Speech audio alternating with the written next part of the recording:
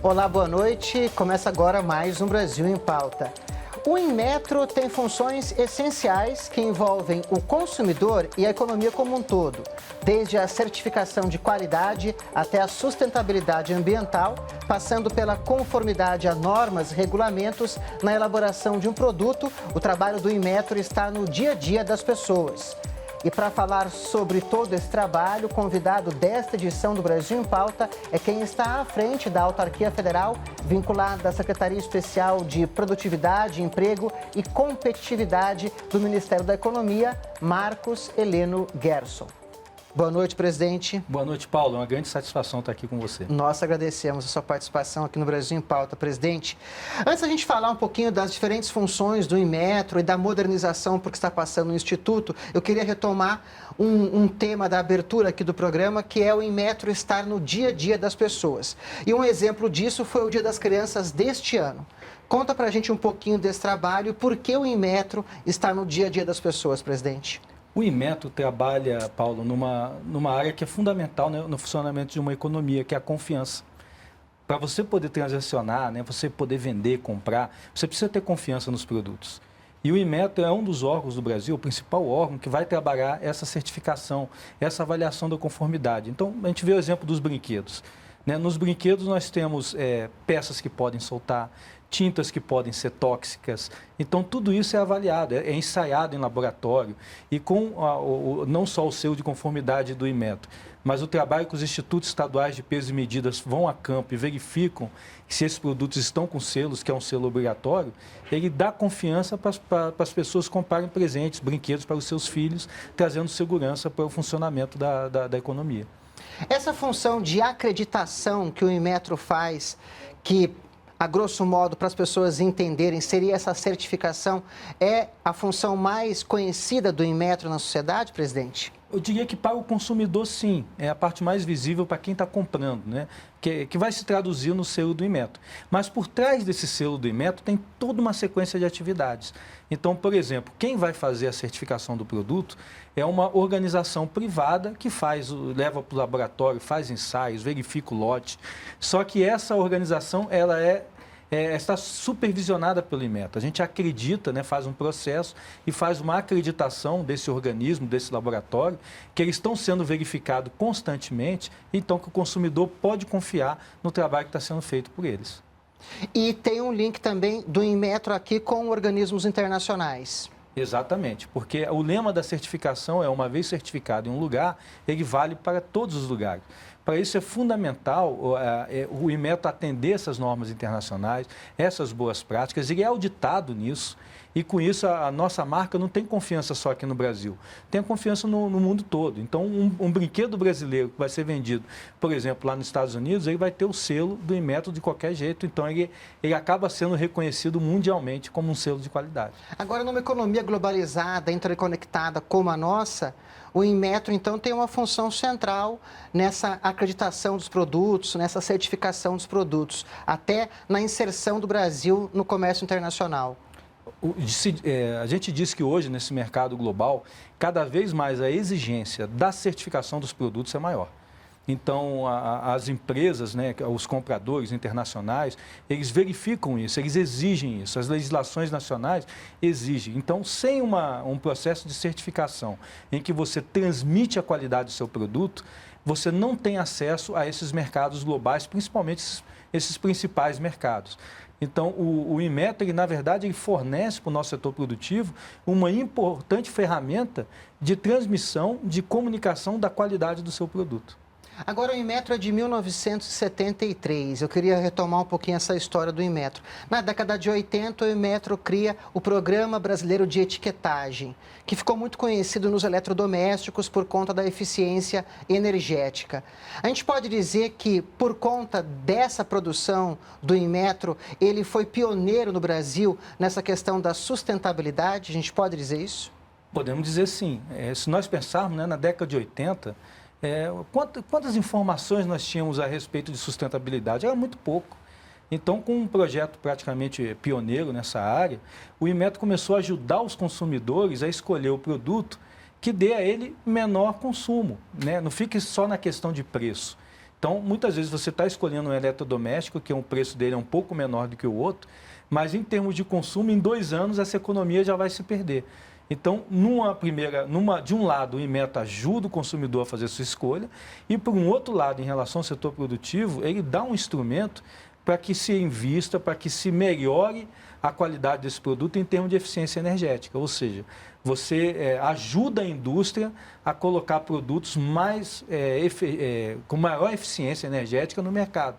Com isso, ganha não só os consumidores, mas ganha todo o planeta.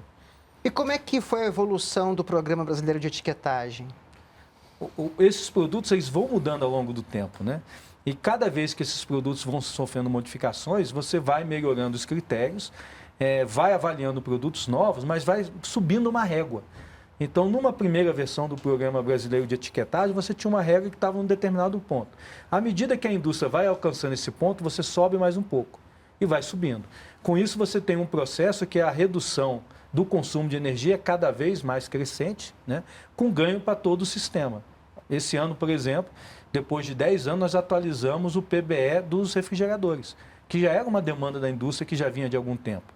Com isso, nós botamos agora uma nova régua para que a indústria alcance, tenha um menor consumo de energia e, por lado, o consumidor também tenha um produto mais eficiente. Ou seja, acaba também contribuindo para a própria modernização da indústria no país. Esse é um grande mote do Inmetro, né? O Inmetro, como qualquer instituto meteorológico que trabalha o que nós chamamos de infraestrutura da qualidade, então essa palavra é chave. Qualidade, quem acrescenta no produto é quem produz. Então é o fabricante, é a empresa. Só que para ela fazer isso, ela precisa de um suporte. Do mesmo jeito que para um carro trafegar numa estrada, ele precisa da estrada, da infraestrutura, a empresa, para botar qualidade, ela precisa também desse apoio. E esse apoio vem na metrologia, que é a forma como medir. Se eu não consigo medir, eu não consigo evoluir o produto. Vem na avaliação dessa conformidade, vem nas normas técnicas e esse sistema de acreditação. Então, no mundo todo, esse conjunto de ferramentas é chamado infraestrutura da qualidade. E é esse suporte que o Inmetro dá. Então, ele ajuda a modernizar, não só em eficiência energética, mas nos mais variados aspectos, com todo esse apoio, com essas ferramentas ao setor produtivo. E o Programa Brasileiro de Etiquetagem, ele agora, neste ano, em 2021, ele também trouxe veículos híbridos e elétricos ali no sistema, é isso? Exatamente. Nós temos que acompanhar sempre a evolução da tecnologia. A partir do momento que você torna viável os veículos elétricos e híbridos para funcionar dentro da economia, você tem também que atualizar seu programa brasileiro, dar essas ferramentas de avaliação para que fique comunicável para toda a sociedade a eficiência energética desses produtos. Agora, o senhor falou uma coisa interessante, que seria essa infraestrutura da qualidade e você ter um órgão central fazendo isso. No Brasil, o Inmetro é esse órgão central. Só que em outros países, essa funcionalidade ela se divide em diferentes órgãos. A gente pode dizer que aqui no Brasil, por essas funções estarem todas concentradas no Inmetro, de uma certa forma você tem uma sustentabilidade também nessa estrutura organizacional? Diferentemente de outros países, gerando eficiência no próprio Inmetro? É curioso, porque quando você lê os artigos e as críticas ao funcionamento da infraestrutura da qualidade no mundo todo, uma das maiores dificuldades é que essas partes se comuniquem de forma adequada. Isso, de certa forma, no Brasil é facilitada por várias dessas competências estarem concentradas no Inmetro. Com exceção da normalização, que é um papel que é relevante que a ABNT faz de seu Fórum Nacional de Normalização, as outras questões da infraestrutura da qualidade estão muito concentradas no Inmetro. O setor privado também participa, como eu falei, da certificação, né? Mas a espinha dorsal do sistema é o Inmetro. E ele nasceu assim em 1973. Na época, o governo entendeu que o Brasil ia precisar competir, na época ainda, nos produtos manufaturados. Então, se a gente pensar no final dos anos 60, início dos anos 70, nós ainda estávamos muito na indústria de base, né, daqueles commodities básicos. E já se verificava que quando chegasse nos anos 80, o Brasil ia ter que competir em geladeira, televisão, aparelho de ar-condicionado, essas coisas todas. E o Brasil se tornou competitivo nisso. Isso graças, em grande parte, ao papel que o Inmetro fez na década de 70, na década de 80, E até hoje, por exemplo, nós temos uma indústria muito desenvolvida na área de eletrodoméstica, fruto desse trabalho que o Inmetro proveu. Então, o Inmetro ele tem várias funções: a metrologia, a padronização de normas e procedimentos, a acreditação e a certificação. Explica para a gente um pouco como é que funciona essas diferentes funções, presidente. Isso aí é um sistema, tá? E como um sistema, as partes têm que funcionar de forma integrada. Então, se você começa na base de todo o sistema de qualidade, é a metrologia. Se nós pensarmos, né, a grande revolução tecnológica do mundo surge ali no século XVII, XVIII, com o desenvolvimento dos instrumentos de medida. Porque a partir do momento que você consegue medir, você consegue melhorar o produto. Então, vou dar um exemplo simples, né? Um óculos. Eu quero melhorar a lente do óculos. Então, eu tenho que medir a rugosidade dessa lente. Então, vamos supor, eu mudo um pouco o processo de fabricação do óculos, boto um produto novo. Eu tenho que saber verificar, diminuir a rugosidade, melhorou? Se melhorou, estou no caminho certo. Se não melhorou, opa, então o caminho que eu estou tomando é errado, eu preciso reavaliar isso. Então, a medição é fundamental para que possa evoluir o processo. A partir do momento que eu tenho como medir, eu posso trabalhar os requisitos de uma norma, de um padrão, que é fundamental para comunicar para a indústria, é como se fosse o gabarito de uma prova, né? Olha, eu tenho que tirar 10 nessa prova, como é que eu faço isso? É só seguir essa norma técnica, é só seguir esse regulamento. Eu tendo essa norma, aí eu posso trabalhar o que nós chamamos de programa de avaliação da conformidade. Como é que eu vou testar o meu equipamento, o meu produto, para ver se ele está de acordo com essa norma? Aí eu tenho os organismos privados que fazem essa avaliação, os laboratórios, tudo isso acreditado pelo Inmetro dentro do sistema de governança. Com isso, um setor produtivo não só inova nos seus produtos, mas também comunica dentro do mercado que o produto dele tem qualidade. Bacana, presidente. A gente vai falar no segundo bloco um pouquinho sobre essa questão da inovação, tecnologia, indústria 4.0 e o diálogo com a Inmetro. Daqui a pouquinho voltamos. Hoje eu estou com o presidente do Inmetro, aqui no Brasil em Pauta, Marcos Heleno Gerson. Vamos para um rápido intervalo e voltamos em instantes. Não saia daí.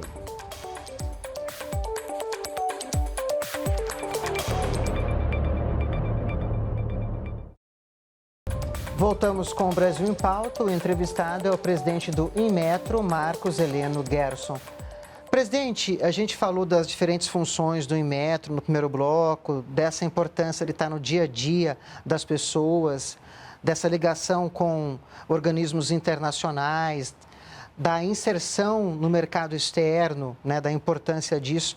Então, eu queria que o senhor falasse agora, para abrir esse bloco, como que é a estrutura do Inmetro, até para o telespectador entender um pouco como é que funciona esse importante instituto no Brasil. Olha, o Inmetro ele tem a sede em Brasília, né, de acordo até com a lei de criação do Inmetro, mas a sua principal estrutura é seu centro tecnológico, que fica lá em Xerém, na subida da Serra de Petrópolis, onde nós temos 54, 55 laboratórios de pesquisa. Aí eu cito nanotecnologia, microscopia, grafeno, fazemos ensaio, por exemplo, em próteses humanas para ver desgastes, ótica, mecânica, então elétrica, o mais variado conjunto de laboratórios. Além de toda uma parte para fazer a regulamentação, trabalhar a conformidade. Então, o núcleo, a grande parte do Inmetro está lá.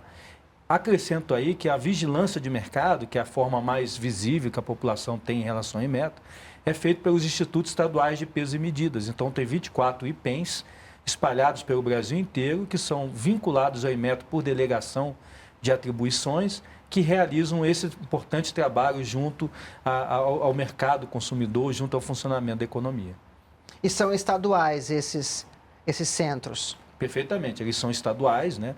Então todo o seu corpo técnico, seus servidores são servidores dos estados e através de um convênio de delegação, o Inmetro ele apoia o funcionamento deles e faz a supervisão do funcionamento do que nós chamamos de rede metrológica.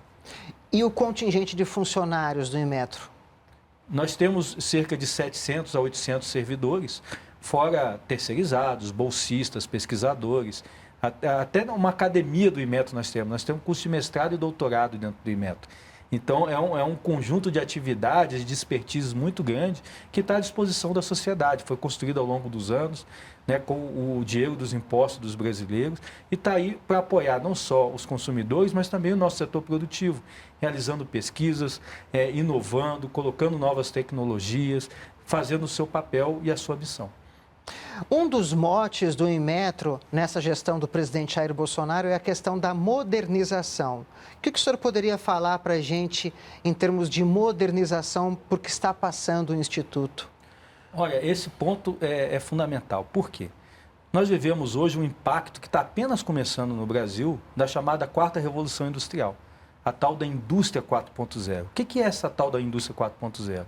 A partir do momento que você tem uma quantidade de dados informatizado e consegue transmitir isso rapidamente pela rede da internet, você cria condições de mudança da própria forma como a sociedade funciona. Se nós pensarmos no exemplo do Uber, Airbnb e todas essas inovações que aliam a tecnologia com o meio físico, mostra para a gente, olha, a sociedade mudou. Com a inovação também, né? Com a inovação. E é muito rápido, né? Se a gente pensar na década de 80, você comprava um refrigerador para durar 15 anos, 20 anos. Como é que você consegue fazer isso hoje em dia? Não consegue mais. O ciclo de vida do equipamento é muito mais rápido. Então, para atender essa dinâmica nova de uma sociedade cada vez mais digital e cada vez com mais dados disponíveis, o Inmetro precisa se transformar, incorporar essas novas tecnologias, esses novos processos e colocar ferramentas mais adequadas para essas necessidades de hoje. O selo de identificação, de certificação, está passando por esse processo também, que é uma outra atividade do Inmetro. A gente falou do Programa Brasileiro de Etiquetagem no primeiro bloco, agora eu queria trazer essa questão do selo de identificação, de certificação. Ele também está passando por esse processo de modernização? Também está. Até porque uma das coisas que é um desafio no mundo todo é que a boa parte da população hoje tem um computador na mão 24 horas por dia. Que é o celular. Que é o seu aparelho celular. Então, ele tem condições de ter informações na hora sobre o produto que ele vai adquirir, sobre as condições desse produto, condições de segurança. Então, nós ainda estamos no selo físico, né? Um selo que é impresso ali junto com o produto. Mas nós já estamos trabalhando em como vai ficar isso para o futuro. Vamos usar QR Code, tags inteligentes, RFID. Tem novas tecnologias que, no limite, vão permitir ao próprio consumidor capturar pelo seu celular as informações daquele produto e ajudar toda essa vigilância de mercado que o Inmetro realiza. E esse selo de identificação, de certificação, ele é emitido pelo Inmetro? O Inmetro, ele acredita em institutos, locais que emitem esse selo? Como que esse selo é emitido? Então, a certificação é uma responsabilidade dos organismos de avaliação da conformidade, que são organizações privadas que, não vou citar aqui, mas algumas são bem famosas, instituições famosas, que fazem a avaliação da conformidade do produto e colocam o selo nesse produto. Então, quem faz a certificação são esses organismos. Qual é o papel do Inmetro? É o papel da governança, da supervisão desse sistema. Então, para que uma organização possa fazer isso, ela tem que se acreditar junto ao Inmetro. Ela faz um requerimento querendo se tornar acreditada. O Inmetro manda uma equipe até lá, verifica a sua expertise, seu corpo técnico, verifica como ele faz o processo, que ele domina o processo e a partir daí dá uma acreditação para ele poder funcionar. Termina aí? Não termina aí. Periodicamente, dependendo do regulamento de ano em ano, 2 em 2 anos, o Inmetro volta lá, faz uma nova verificação para ver se eles continuam com essa proficiência. Então, é um sistema misto, público com privado, em que o Inmetro, como autarquia, faz a supervisão, faz a governança desse sistema. Essa questão da governança, da liberdade econômica, também são dois pressupostos do Ministério da Economia nessa gestão do presidente Jair Bolsonaro. Como que o Inmetro, ele trabalha com essas duas questões? Olha, um primeiro exemplo que eu dou aqui foi a necessidade de nós mudarmos a forma que o Inmetro fazia a sua regulamentação, que é uma forma adequada para década de 70, 80, 90, mas que nos dias de hoje já exige uma modernização, uma nova forma de atuar, pelos fatores que eu já citei aqui, de indústria 4.0, tecnologia da informação, mas também da necessidade de nós termos um mercado mais aberto e de ter mais confiança nas próprias empresas e elas assumirem suas responsabilidades. Então, em função disso, o Inmetro está concluindo agora um trabalho de 15 meses, em que, em parceria com o setor privado, escutando todas as partes interessadas, órgãos do governo, Secretaria, por exemplo, de Comércio Exterior, a própria Secretaria de Produtividade, Emprego e Competitividade, nós estamos reformulando e, pela primeira vez, o Inmetro vai ter formalmente um modelo regulatório, que nunca existiu como um documento. o Inmetro tinha práticas que ele utilizava, boas práticas de regulamentação, mas agora não, ele tem um documento-mãe. Vai ter um documento-mãe que vai dar previsibilidade para o mercado e vai empoderar o próprio setor produtivo, porque o Inmetro vai ter combinado o que ele vai fazer antes de fazer seus regulamentos. Nós temos princípios, nós temos diretrizes que nós teremos que cumprir. E isso tudo foi acordado com o próprio setor produtivo, ou seja, dentro de um ambiente de liberdade econômica. E na confecção desse novo modelo regulatório, também houve uma consulta pública, uma parte das sugestões foi acatada, não é isso, presidente? Olha, isso é fundamental e até foi uma surpresa muito positiva para a gente. Porque quando nós fizemos a consulta pública, nós imaginávamos que teria muitas sugestões, né? Mas foi mais de 1.200, inclusive até vindo de fora. Dessas 1.200, cerca de 100 vieram de organismos de fora do país, mostrando o interesse desse mercado globalizado no que é feito dentro do Brasil. E dessas mais de 1.000 sugestões apresentadas, nós acatamos quase 500. Então, é uma grande demonstração que o Inmetro realmente usou uma consulta pública para ouvir o setor produtivo, ouvir a economia, ouvir o comércio e incorporar tudo que fazia sentido dentro desse regulamento, para que fosse um modelo pactuado. Tanto que a análise dessas sugestões levou 4 meses para ser feita. Porque não foi aquela para constar, não, foi levada muito a sério pelo Instituto. Cada uma das sugestões foi respondida, seja acatada, seja não, tem uma justificativa. A audiência pública terminou no dia de ontem, né? Fizemos o encerramento da audiência pública. Online nós tínhamos mais de 200 empresas participando e presencialmente lá em Xerém cerca de 100. Então foi uma grande participação e agora, final de novembro, início de dezembro, estaremos em condições de publicar formalmente a portaria com esse modelo regulatório. Então a audiência pública terminou ontem, 3 de novembro de 2021. Exatamente. Ontem, por vídeo, houve uma primeira parte que foi feita mista, híbrida, né, por videoconferência e presencial, mas sentimos a necessidade, ou até por causa dos problemas técnicos de transmissão, de fazer uma continuação dela para que toda a participação, todas as sugestões pudessem ser apresentadas e escutadas pelo Inmetro. E quando que o senhor falou que esse novo modelo regulatório vai ser publicado? Entre o final deste mês, novembro, e o começo de dezembro? Perfeito. Agora é a fase de consolidar as últimas sugestões, fazer uma avaliação, submeter isso à parte jurídica para ver toda a legalidade de todos os procedimentos que estão adotados e a nossa expectativa é início de dezembro estar publicando essa portaria. E os próximos passos? O que o Inmetro está prevendo para 2022?